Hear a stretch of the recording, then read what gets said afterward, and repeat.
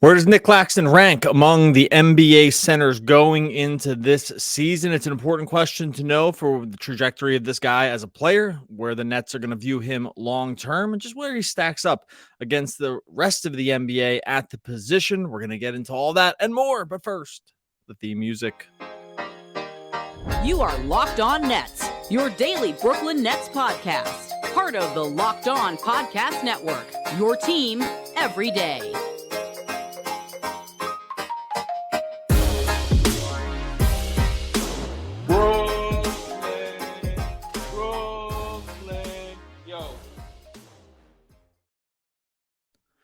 All right, welcome back to the Locked On Nets podcast on the Locked On Podcast Network. It's your team, the Brooklyn Nets, every single day, even rolling through this offseason.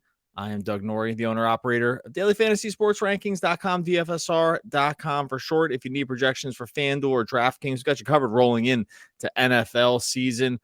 NBA season seemingly right around the corner as well. So go check out DFSR.com. Got you covered there. No Adam Armbrecht on the podcast today as we roll through our summer schedule. Thanks for making Locked On Nets your first listen of the day each and every day. We're coming to you free on all platforms, podcast and YouTube. The number one way to help the show, just go subscribe wherever you listen to podcasts, wherever you listen, wherever you watch on YouTube, which is only on one device, probably. Thanks for making Locked On Nets your first listen of the day. Much appreciated. Going to talk about Nic Claxton today. And as we get into the season, you know, there's going to be eyes on certain players in the Nets this season. There's going to be eyes on Mikal Bridges. We talked about him at length yesterday. There's going to be eyes on Cam Johnson. We talked about him at length, and we'll talk about him more.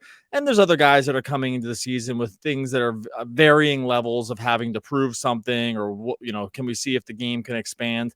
Can we see if guys can just recover in general, a la Ben Simmons? So there's a lot of different narratives going on with the Nets on a player level this season for sure. And to some degree, it doesn't seem like that would be the case with Claxton, but that would probably be wrong. There's a lot going on for Claxton going into this, Nic Claxton going into this season that sort of has to, in some ways, be ironed out, has to be solidified, and has to be sort of a known idea about what he is as a player leaving this season, obviously, because at the end of the season, he's going to be a free agent. He's on the $9.6 million deal right now. And then after this, he's going to be an unrestricted free agent. And the Nets are going to have to make a pretty big decision on the money aspect of him going forward. And he's going to, I'll tell you right now, no matter what conclusion we come to over the course of this podcast or the course of the season, he's going to be making a heck of a lot more than $9.6 million going into next season. I think that, short of just like some kind of major injury or something like that, I think just off what he did last year, we can safely call that, right? Like we pretty much know that that number, the Nets have him on not a bargain basement deal, but a really, really nice bargain deal, just because of how he performed last year, which was way past any even reasonable expectations, I think, about what, you know, even the most Nic Claxton, you know, stan in the world, the biggest Nic Claxton fan, or, you know, lover or whatever it is probably saw last season, even as something, as an outlier, even if you were on the really, really positive side of his performance going into last season, because he was amazing. We'll go through some of the stats here in a second, and ultimately we'll try to figure out sort of like where he ranks in the tiers of NBA centers. It's a really interesting debate thinking about where, you know, is he a top 10 center? Is he a top high, like 8 center? Like, sometimes it's hard to kind of flush these things out, because as we get to sort of these true positions, and I think center is one of those in the NBA. I think there's a pretty definitive list of like who these guys are. There's a couple guys that kind of waffle in between the 4 and the 5 a little bit, but for the most part, I think we know who these guys are. And it's like interesting to try to think about where Nic Claxton stands among this group. And it probably to some degree comes down to taste after a certain group of guys, comes down to sort of what you value the most in a center, which is going to be something that we'll talk about here around like what he does really well and aspects of his game that maybe could stand for a little bit improvement if he was going to be taking the next leap. But there's no doubt about it that last year was nothing short of a breakout season for Claxton when it was all said and done. The numbers don't really lie about this. If anything, there's numbers that or sometimes like sort of eye popping, even when you go and reflect on them again, which I did over today and in preparation for this episode, was just sort of, again, get a lay of the land for where Nic Claxton is. So if you're trying to make a case for him being like a top 10 center in the league, let's say, or higher, I mean, there's some numbers that really, really start playing out in ways that, I mean, you can really start making a very, very strong case for it. So as we go through this, just remember that right now, Nic Claxton is heading into a season where not only does the Nets probably need to try to figure out what their plan for him is going forward and how, if he's going to be a long-term fit, but also the part where he's playing for a contract this season. Like, he's going into the season playing to get really, really paid. I mean, he's already got paid a lot, just by conventional standards on this last contract, but now he's on the precipice of life-changing, beyond life-changing money going into the next season, because he's probably going to command a huge, huge contract. So let's roll through some of the numbers that start to make like a pretty strong case. These for where, like, or just like get a look at where Nic Claxton ended last season. I'll just go through. So for starters, he finished last season, averaged 12.6 points a game, 9.2 rebound. All these are career highs by a ton, right? Now a lot of this has to do with just like more playing time, but even his per minute averages increased. So 12.6 points per game, 9.2 rebounds a game, assists almost at 2, 1.9, 2.5 blocks. We're going to get the blocks in a second.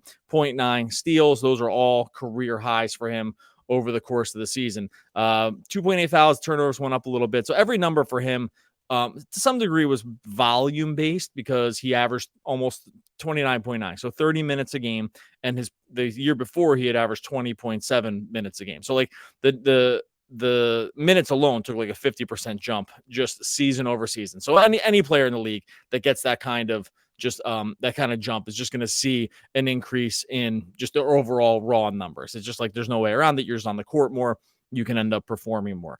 But when we look at where he landed in terms of just like overall rank, I mean, we're kind of away from this now, so it was easy to forget. Let me just roll through, and we'll get to some advanced stats here in a second too, but just like baseline, where he landed when the season was over in terms of just overall ranks. Now, he did play in 76 games. It's a lot by conventional standards, so some of these counting stats he is going to be helped where that's the case. But total rebounds, he was 12th in the league. All right. Offensive rebounds, he was 20th. Defensive rebounds, he was 12th. These are overall numbers. Blocks, he was second. Blocks per game, he was second.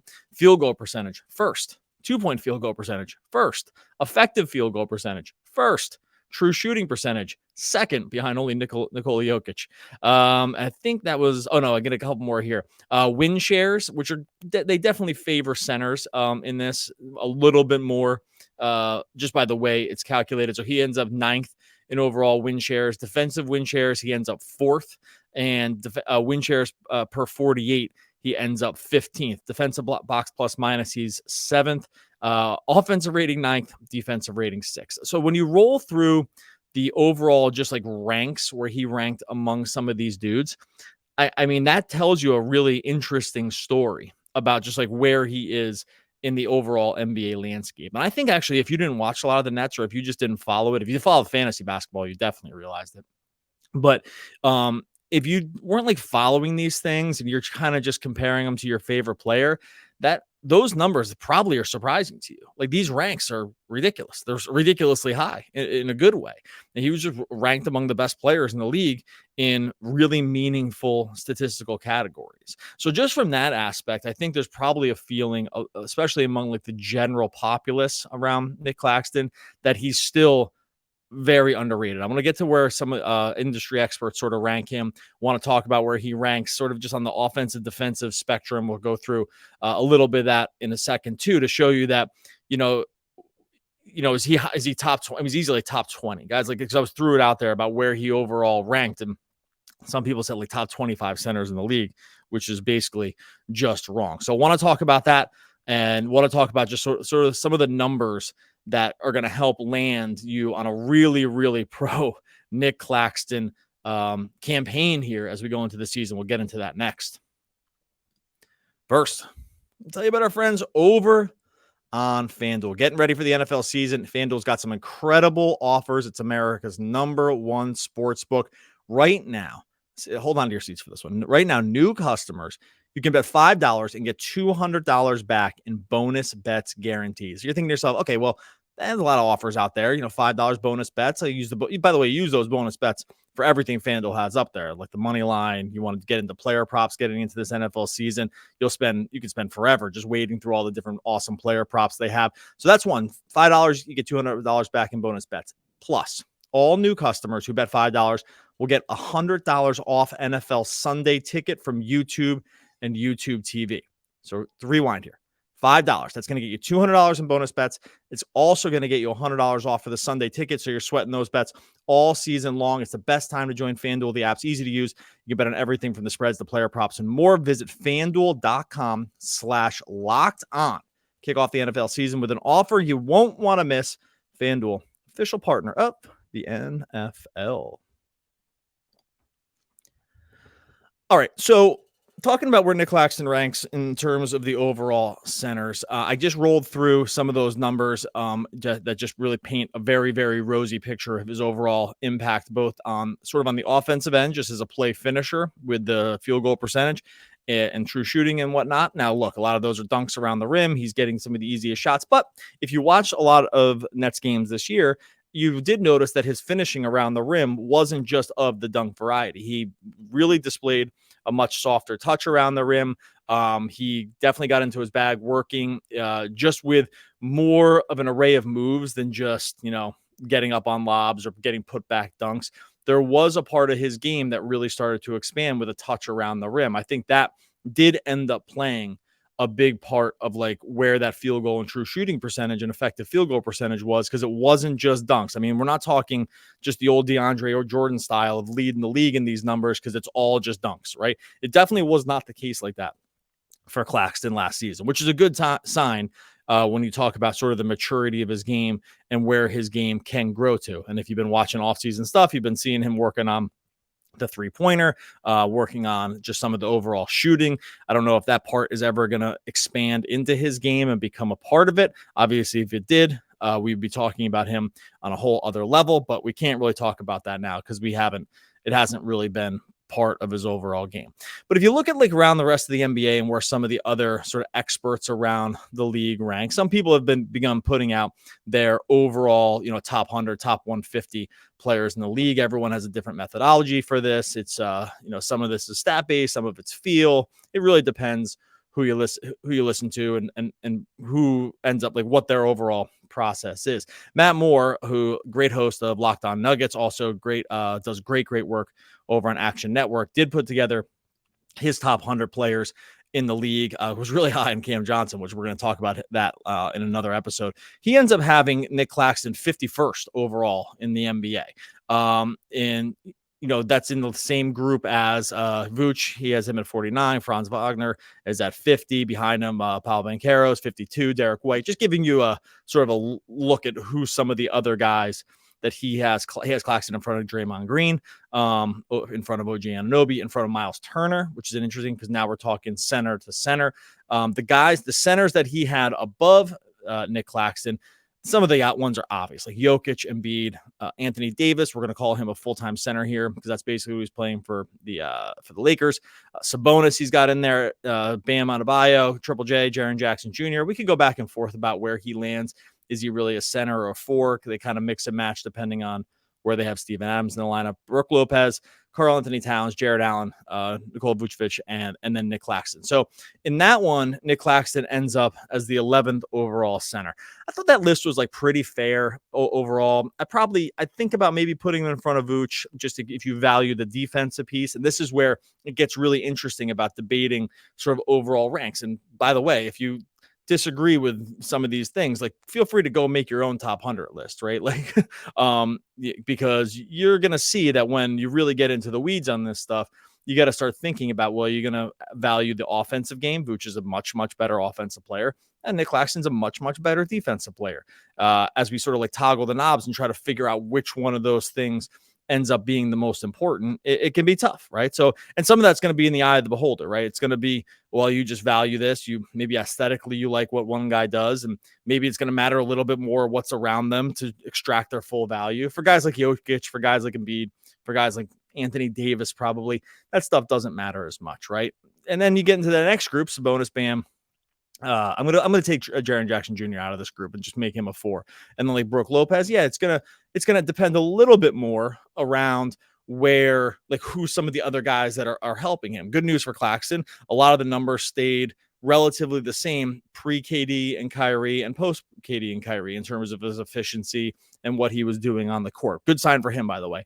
Means that he's not going to be super dependent on having a guy like Harden get him the ball all the time, or needing to just have other guys taking tons of pressure off him around the rim or around the offensive end. And then if you another guy that's done a lot of work on this, Seth Partnow over at The Athletic, he puts his guys more in tiers. And these tiers, so it's like not a straight up ranking. It's more like he does rank them, but he has the guys that end up in tiers. He has Claxton as a tier 4 player. He puts him in the B+ bigs category. The other guys that he puts in that category, similar to the list we saw before, Brook Lopez, Miles Turner's in this group, Jared Allen, Karl Anthony Towns. So he actually explicitly just makes this list of what he calls B+ bigs, and then goes through sort of like the give and take with all of those guys, right? Like, well, Brook Lopez can do, shoots the corner 3 really well. Obviously a great rim protector. Maybe doesn't have some like the switchability that Nic Claxton has, because where Claxton's one of the best switch defenders and just best switch defenders in all of basketball. He doesn't have that. Like Miles Turner, again, like maybe more range, great shot blocker, maybe doesn't have that switchability or athleticism. Jared Allen, we know with kind of the positives and minuses in his game. And then Karl Anthony Towns, like totally on the other side of it, right? No defense. But just sort of like, not generationally great on offense, but really, really good on offense. So his game goes the other way, which makes you in a weird situation. It's like, well, what do you value over those guys? Who do you want on your team? Sometimes, again, that's going to depend on where your team just like sort of is, right? Like, or who the rest of your personnel are and whether or not you can play some of these guys together. Center's a weird position in the NBA. It is very personnel dependent for some of these guys at times. Like, it really, really depends on who else they're playing with to see if they're able to sort of just last on the court or stick around or play enough minutes. And can other players cover the fact that these guys are, sometimes they're a bit stationary and need to be under the rim. So Nic Claxton definitely falls into that group. I think I agree with where those tiers end up landing, or that group that he's in and around. It might, by the way, it might sound weird to like have him ranked in the same group as Karl Anthony Towns, because Karl Anthony Towns is like amazing on offense. and we know this, right? Like, and so to the untrained ear, some people might say, wait a second, you're putting Nic Claxton in the same group as Karl Anthony Towns, who is, has averaged like 26, 25 points a game at times, has shot like over 40% from 3. I mean, these numbers all dipped down last year, but this guy's put on, amazing statistical seasons. But we know what the detractors around Karl Anthony Towns are going to say. Well, the defense isn't there. There's like massive lapses for him. And now he's in what's he in? So this is like, he's in year 8. And like, what do we really have to show for the Karl Anthony Towns experience except for a lot of numbers? I'm giving you the devil's advocate side of that, but I'm trying to explain about why you might see some of these guys, like why Partnow might put Towns in the same group. And just as a comparison here, Matt Moore put Karl Anthony Towns at 47 with Claxton at 51. So he basically has them in the same tier as well. So 2 independent guys are putting these guys in the same tier. Whereas I know that maybe the average fan might go out there and be like, oh my God, Karl Anthony Towns is so much higher than Nic Claxton. And again, like some of that comes down to personal preference. But it is interesting when you start looking and trying to compare where these guys are against each other. It does really get interesting, like trying to figure out and flesh out where exactly the value is. I want to go through a couple more cool stats, thanks to our friends over at B-Ball Index, because they have a really cool just way to start visualizing how some of the value how some of these centers might stack up against each other. We'll try to make a determination on where Nic Claxton is. We'll get to that here in a second. All right. Good friends over here at B-Ball Index they do some really great scatter plotting around just like sort of visualizing where different players are like sort of comparatively to each other. So some of this stuff is behind a subscription wall, so apologies for that. But if you scatter plot, so basically what that you can do over here is you can look at just where players compare against each other by position. So if I filter out a B-ball index for center and then just have, and then one of their proprietary stats that they use just to, like, it's sort of a catch-all stat, like War Raptor, they have a LeBron stat that they use, and they have offensive and defensive LeBron to kind of end up showing you where some of these guys land as like a sort of a holistic stat that helps drill down some of it. So if you scatter plot out where offensive LeBron and defensive LeBron, you'll see like things will kind of take shape for you in a way that you could really see, like Jokic is light years beyond everybody else on offense and like good enough on defense. So he kind of sits in his own tier. Joel Embiid sort of also like sits with it by himself in the next tier down on offense and is better than Jokic on defense. So you can see these guys. And then Anthony Davis sort of sits in his own group too, much better on defense and really, really good on offense. And then you get these two groups. You get these two groups where you'll see like sort of the guys who are like elite defensive centers who also aren't drags on offense. And then you get like sort of the elite offensive guys who aren't terrible on defense, but maybe not huge pluses. And you probably could actually end up making this list in your head of who I'm about to say. So the group of offensive guys, that's going to be Domantas Sabonis and Kristaps Porzingis sit in that group. And that makes sense, right? We know Sabonis to be sort of an offensive first, maybe not, not an amazing rim protector or anything like that. And then Porzingis, who ranks better than him defensively, but worse on offense. And that makes sense that those guys sort of sit in this group together. And then we have this elite defensive group. And this group sits totally away from everybody else in terms of defensive value. And three of them sit above average in terms of offense. And that group is Nic Claxton, Walker Kessler, Brook Lopez, and Jaren Jackson Jr. Okay. So that's that three group in terms of defensive LeBron. And I think that makes sense when you're sort of thinking about these guys as groups and like where they sit together. And then what you're trying to do is figure out, okay, now that we've established this group of centers as maybe like the elite or like the top 10 tier with a couple other guys who are in there, but maybe by this one stat don't rank as high. Guys like Bam Adebayo. I think we would all take Bam Adebayo over Nic Claxton. So I don't think that's really a debate. And then there's like some other guys like we mentioned before. Vooch is in there. Miles Turner. I think that's another guy that you can kind of go back and forth. Jared Allen. They sit sort of more in the group together. But when you look at this plot and how it's laid out, you do start getting the sense of really like, hey, even if you don't love Nic Claxton's game, and even if you don't think he's among this elite tier, there's like a lot of metrics that are going to show you I need to start thinking about him in the top 10 center category. Now, again, it's not going to be a lot because he's like an offensive, initiator. He's not defenses aren't planning for Nic Claxton the way they are for some of these other sort of like top 10, elite centers, but he's impacting the game in a way that few other guys do, right? And especially when you are elite at one aspect of the game, when you are completely elite at one aspect of the game, that doesn't, like, you can't get dragged too much down by the offensive stuff, right? This is like always the Rudy Gobert debate for years. It's like, well, he's great on defense. He doesn't do tons for you on offense. Is he a winning player? Yeah, like no one would really debate that, I don't think. Now, you're going to have some problems at the tippy top of the mountain when it comes to overall winning, but the debate about whether or not these guys like should be an elite class as a player, that really shouldn't be under the microscope, really. And if anything, we all know that offensive stuff tends to probably be more valued than defensive stuff, which makes sense. Look, the goal is to put the ball in the basket.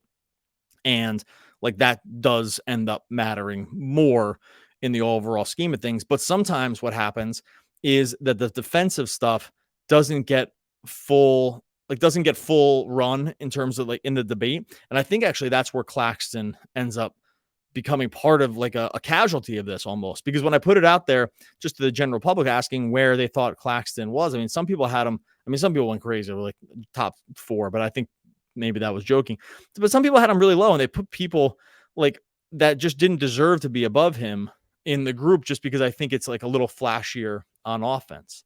But there's really just no way around it. By a ton of different metrics and a bunch of different just like independent evaluators, Claxton is like in this group of top 10 or right there in this top 10 group of centers. And what's he worse than 12? I mean, you really can't put him worse than that at this point. And then if you're going to value the defense, you really have to start kind of ratcheting him up over some of these other guys, especially if you think like, hey, they're good on offense, but the offense isn't getting you all the way there in terms of like overall winning basketball at the highest levels, because then that becomes really problematic too. If like the offense isn't good enough to make up for the lack of defense for some of these guys, then what does the offense really give you? So centers are really hard group to evaluate.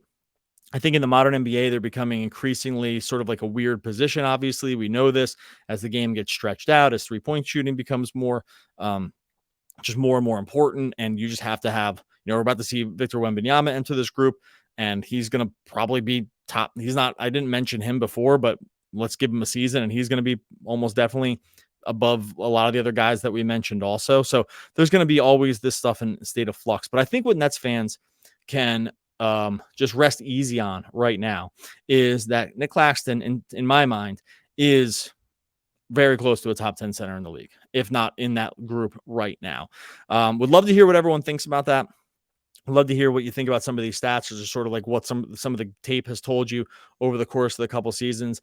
I think no matter what we're talking about, we'll go back to the top here, is to say, no matter how it ends the season, Nets are going to have a really interesting decision about what it is they want to end up paying Nic Claxton and what kind of contract he commands, because no matter where you debate it, just what I said at the beginning, what he gets paid now is under the market for what he actually does on the court. And for the Nets, at least for this season, that's a really, really good thing. We'll be back tomorrow. Going to break down some more of this ranking stuff, or where some of these other Nets guys rank on some of these lists, because I think especially around Cameron Johnson, there's some interesting stuff in there. In the meantime, make sure you're subscribed wherever you listen to podcasts, over on Spotify, iTunes, wherever you listen, but also make sure that you subscribe to Locked On Nets over on YouTube, because that is where we're going to be rolling all season long. We just end up doing some extra stuff on YouTube as well. So you're going to want to be subscribed over there to make sure you're not missing anything. We always get to this part of the podcast where one Mr. Adam Armbrecht gives us a quote from one of the all-time great poets. I always forget until we get to this part of the podcast to have a quote ready. That's all right. We'll just say Adam Armbrecht, one of the all-time great poets. I'm back again tomorrow talking more Brooklyn Nets basketball.